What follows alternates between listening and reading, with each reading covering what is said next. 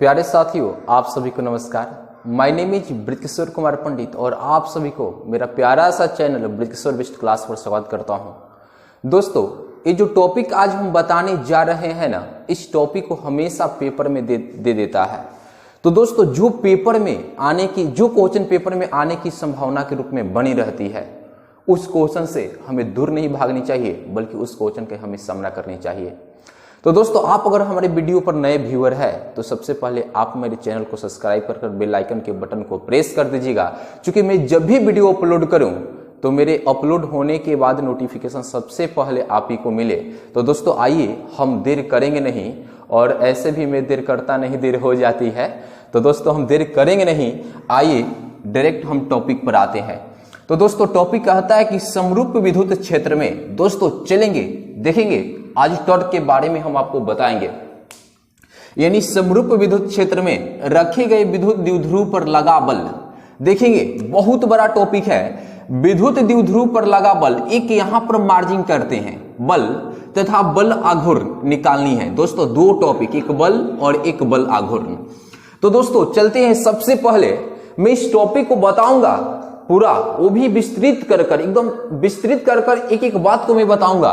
लेकिन इसके पहले टॉपिक में दोस्तों, मैं एक ही बार हमेशा हर वीडियो में कहता हूं कि अगर आप फिजिक्स पढ़ते हैं, अगर फिजिक्स में आपको फीलिंग ना हो तो पढ़ना सब बेकार है। तो दोस्तों, पहले फीलिंग के लिए अगर आप मेरा पिछले वीडियो नहीं देखे हैं तो मैं कुछ बेसिक बताऊंगा। वो बेसिक आपके दिमाग पर चढ़ जाए ना, तो आप प्रत्येक टॉपिक को अच्छे तरीके से हैंडल कर सकते हैं। तो बेसिक क्या है दोस्तों, मैंने बताए थे कि देखिए ये समरूप इलेक्ट्रिक फील्ड है। मान लेते हैं कि ए यूनिफॉर्म इलेक्ट्रिक फील्ड है। यहां पर देखेंगे ए यूनिफॉर्म इलेक्ट्रिक फील्ड है। ये कौन सा फील्ड है? यूनिफॉर्म इलेक्ट्रिक फील्ड है। दोस्तों, यूनिफॉर्म इलेक्ट्रिक फील्ड है। तो यूनिफॉर्म इलेक्ट्रिक फील्ड का अर्थ क्या होता है कि समरूप विद्युत क्षेत्र। यहां तक देखिएगा, समरूप विद्युत क्षेत्र।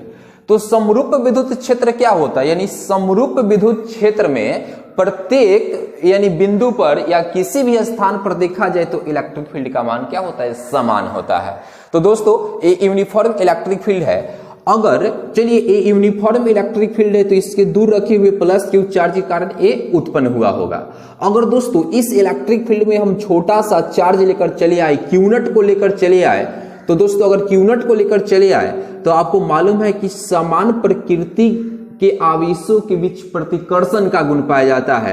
यानी जब ये वाला चार्ज इस वाले चार्ज पर फोर्स अप्लाई करेगा तो इसको बाहर की तरफ क्या करेगा? रिपेल्ड करेगा। तो इलेक्ट्रिक फील्ड का डायरेक्शन इसी दिशा में है, और जब इस पर फोर्स अप्लाई करेगा तो इसको क्या करेगा? रिपेल्ड करेगा। तो जितना फोर्स से रिपेल्ड करेगा उस फोर्स का डायरेक्शन जो होगा इलेक्ट्रिक फील्ड की दिशा की तरफ होगा। ठीक है। तो यहां पर अगर आपको दिमाग पर रखनी चाहिए कि अगर प्लस क्यू चार्ज है तो इलेक्ट्रिक जो यानी प्लस क्यू चार्ज है तो इसकी जो डायरेक्शन होगा, इसकी जो इस पर लगने वाले जो फोर्स का डायरेक्शन होगा वो किसके तरफ होगा? इलेक्ट्रिक फील्ड की तरफ होगा। दूसरी बात मैं आपको बता दूं कि यही यूनिफॉर्म इलेक्ट्रिक फील्ड फिर इधर हम बना लेते हैं। दोस्तों, ये यूनिफॉर्म इलेक्ट्रिक फील्ड है। अगर हम निगेटिव चार्ज को लेकर आए तो ये क्या होगा? यानी इस पर लगने वाले जो बल का डायरेक्शन होगा यानी विद्युत क्षेत्र के क्या होगा? विपरीत होगा। विद्युत क्षेत्र के क्या होगा? विपरीत होगा। तो दोस्तों ये बात आपको याद होनी चाहिए, और आप बेसिक पढ़े होंगे।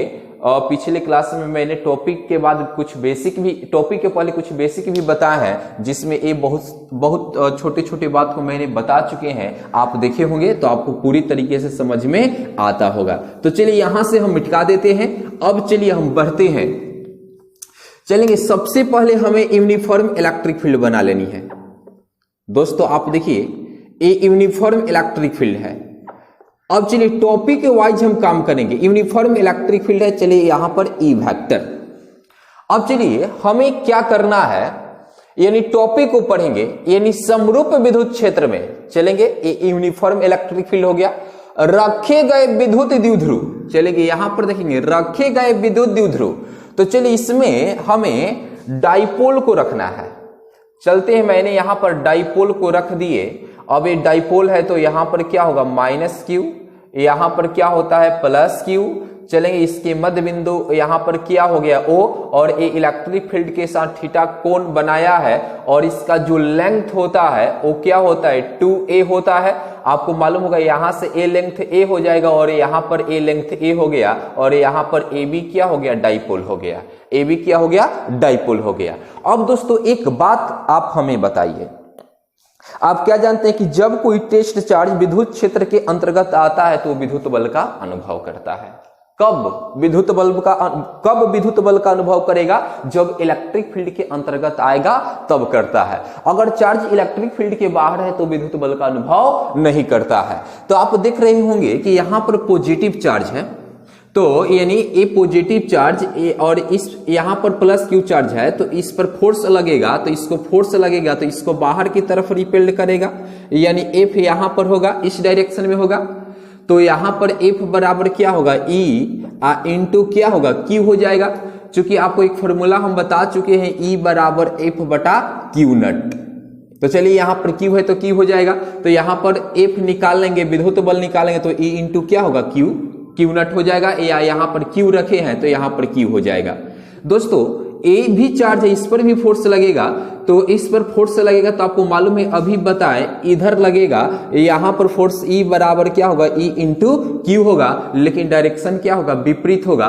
तो दोस्तों यहां पर आप दिख रहे हैं एक बात, क्या दिख रहे हैं कि देखिएंगे, यानी इन दोनों चार्जों पर लगने वाला बल का परिमाण क्या है समान है। यानी देखिए यहां पर ऐसा बल लग रहा है, यहां पर ऐसा बल लग रहा है, यानी बल का यानी F बराबर E इंटू क्यू, ई बराबर F इंटू क्यू, यानी बल का जो परिमाण है समान है, लेकिन जो दिशा है वो क्या है विपरीत है। तो हम बोल दे कि दिशा विपरीत है, तो हम बताएं कि इस डाइपोल पर नेट फोर्स क्या होगा, तो डाइपोल पर नेट फोर्स क्या हो जाएगा जीरो हो जाएगा, नेट फोर्स क्या होगा जीरो होगा। क्योंकि जितना आगे की तरफ फोर्स लग रहा है, जहां जितना यहां पर फोर्स लग रहा है जितना परिमाण का, उतना ही परिमाण का पीछे की तरफ फोर्स लग रहा है, यानी एक दूसरे के ऑपोजिट डायरेक्शन में लग रहा है। तो इस डाइपोल पर नेट फोर्स क्या होगा, तो नेट फोर्स क्या होगा जीरो हो जाएगा, नेट फोर्स क्या होगा जीरो हो जाएगा। तो एक उत्तर हम लोग का मिल गया। अब रहा बल आघूर्ण। दोस्तों हम कहें कि बल आघूर्ण क्या होगा, तो बल आघूर्ण जीरो नहीं होगा।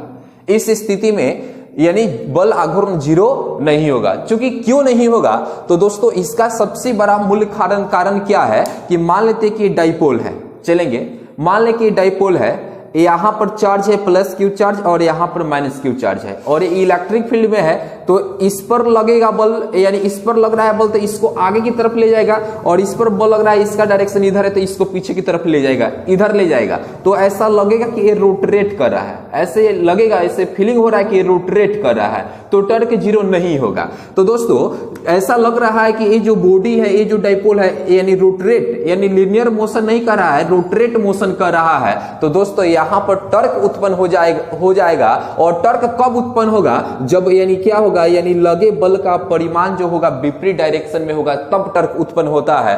तो टर्क क्या हो जाएगा, तो दोस्तों टर्क बराबर जानते हैं क्या होता है, यानी टर्क बराबर होता है, यहां पर लिखेंगे टर्क को रो से लिखते हैं, यानी टर्क को रो से नहीं लिखते, टाउ से लिखते हैं। यानी टर्क बराबर हो जाता है बल के एक्स, यानी द्विध्रुव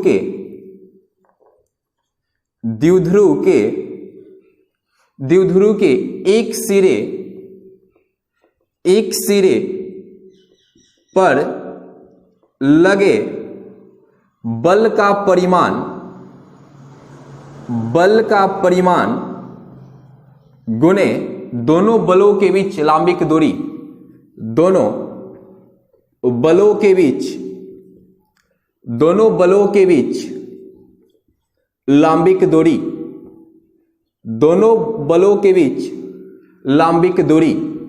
तो दोस्तों दोनों बलों के बीच जो लंबिक दूरी होगा क्या होगा, ए दोनों बलों के बीच लंबिक दूरी यह होगा, और यहां पर कितना का कोण बनाएगा 90 डिग्री। अगर ये यहां पर थीटा है तो ये भी क्या हो जाएगा थीटा हो जाएगा। तो दोस्तों यहां पर हम क्या कर लेते हैं कि यहां पर देख सकते हैं, अगर साइन थीटा निकाल लिया जाए दोस्तों, यहां पर हम पुट कर सकते हैं, यहां पर आप देखेंगे यानी टॉर्क बराबर, यानी द्विध्रुव के एक सिरे पर लगे बल का परिमाण, तो क्या हो जाएगा E इंटू क्यू हो जाएगा, गुणे दोनों बलों के बीच लंबिक दूरी, मतलब ए डिस्टेंस, ए लेंथ चाहिए।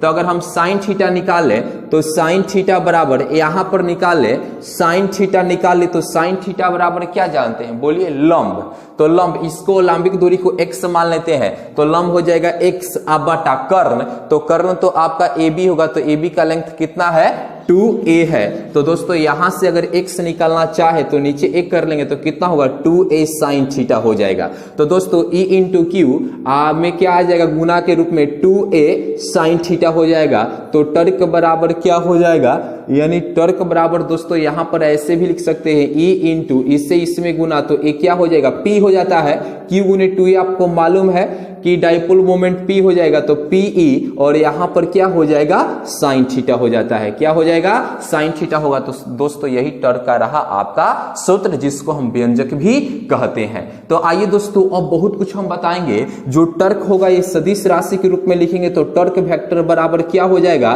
P वेक्टर क्रॉस, यहां पर क्या हो जाएगा E वेक्टर हो जाता है। आपको पढ़े होंगे क्रॉस प्रोडक्ट, जिसको इस रूप में हम लिख सकते हैं कि टर्क वेक्टर बराबर क्या होगा P vector cross E vector हो जाएगा। तो यही रहा टर्क के लिए सबसे बड़ा फॉर्मूला, जो ऑब्जेक्टिव के रूप में भी दे देता है। अब इससे रिलेटेड में काफी विशेष बातें आपको बताऊंगा, आप देखते रहिए, पढ़ने में आपको मजा आ जाएगा।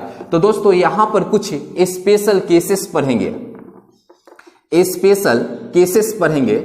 यानी स्पेशल केसेस क्या होगा कि जब यहां पर एक नंबर पढ़ेंगे, जब द्विध्रुव आघूर्ण, जब द्विध्रुव आघूर्ण एवं, या और लिख लेंगे जब द्विध्रुव आघूर्ण और विद्युत क्षेत्र एक दूसरे के समानांतर हो, एक दूसरे के समानांतर हो, एक दूसरे के समानांतर हो। दोस्तों देखेंगे कि जब द्विध्रुव आघूर्ण और विद्युत क्षेत्र एक दूसरे के समानांतर हो, अगर फिगर की बात कर ले तो ये इलेक्ट्रिक फील्ड का डायरेक्शन हो गया, और द्विध्रुव आघूर्ण, तो द्विध्रुव आघूर्ण तो माइनस क्यू से यहां पर प्लस क्यू क्या होगा, यानी समानांतर हो, तो यहां पर P वेक्टर और जो E वेक्टर के बीच बना कोण होगा वो थीटा बराबर कितना होगा 0 डिग्री। तो यहां से टर्क निकाल लेंगे, तो टर्क बराबर क्या होगा PE साइन थीटा, तो थीटा के मान यहां पर कितना हो जाएगा 0 डिग्री। तो ये टोटल क्या हो जाएगा, यानी साइन 0 का मान 0 होता है, गुना हो जाएगा तो क्या हो जाएगा 0 हो जाएगा। कितना हो जाएगा, टर्क का मान क्या मिलेगा 0 मिलेगा। तो दोस्तों और भी केसेस है जो हम आपको बता रहे हैं, तो ये केस नंबर 1 बताए, देखेंगे 2 नंबर, जब द्विध्रुव आघूर्ण और विद्युत क्षेत्र, जब द्विध्रुव आघूर्ण और विद्युत क्षेत्र एक दूसरे के विपरीत हो, एक दूसरे के विपरीत हो।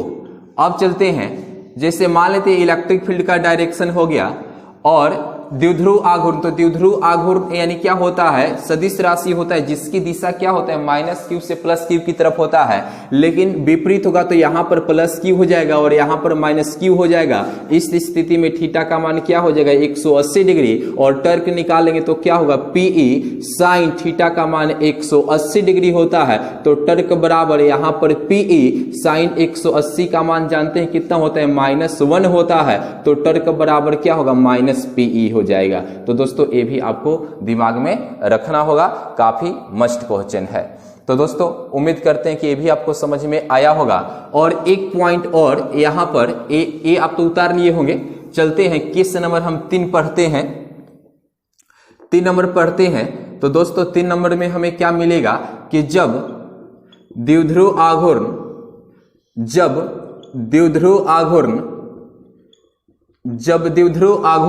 देखेंगे, और जब द्विध्रुव आघूर्ण और विद्युत क्षेत्र एक दूसरे के लंबवत हो, एक दूसरे के लंबवत होगा तो P वेक्टर, लंबवत के लिए E वेक्टर, P यानी क्या होगा, और थीटा के मान क्या हो जाएगा 90 डिग्री, तो यहां पर टॉर्क बराबर क्या हो जाएगा पीई साइन थीटा का मान 90 डिग्री, तो टॉर्क का मैक्सिमम मान 90 डिग्री पर प्राप्त होगा। चूंकि यहां पर इसका 1 हो जाएगा, यहां पर क्या हो जाएगा पीई हो जाएगा। तो दोस्तों यही रहा टॉर्क से रिलेटेड स्पेशल केसेस जो मैंने आपको बताएं। तो दोस्तों इस पॉइंट को याद रखिएगा कि पेपर में देता है कि जब क्या देगा कि जब यानी द्विध्रुव आघूर्ण और विद्युत क्षेत्र एक दूसरे के समानांतर होता है तो टॉर्क का मान क्या होगा, जो हमने बताया, तो टॉर्क का मान क्या होगा 0 होगा, विपरीत होगा तो टॉर्क बराबर क्या होगा -p होगा, और लंबवत होगा तो टॉर्क मैक्सिमम का मान आपको, मैक्सिमम टॉर्क का मान आपको क्या मिलेगा, तो +p × E मिलेगा। हम उम्मीद करते हैं कि टॉपिक आपको अच्छे तरीके से समझ में आया होगा और इससे जो भी ऑब्जेक्टिव बना मैं उसको बता दिए, और आप 1 से 2 बार रिवाइज करेंगे तो आपको अच्छे तरीके से इससे ऑब्जेक्टिव क्वेश्चन आप बना सकते हैं। अगर दोस्तों ये वीडियो आपको पसंद आया होगा तो सबसे पहले आप कमेंट्स करिएगा, लाइक करिएगा, सब्सक्राइब करिएगा और दोस्तों में वीडियो को शेयर करना मत भूलिएगा। मेरा वीडियो देखने के लिए थैंक यू वेरी मच।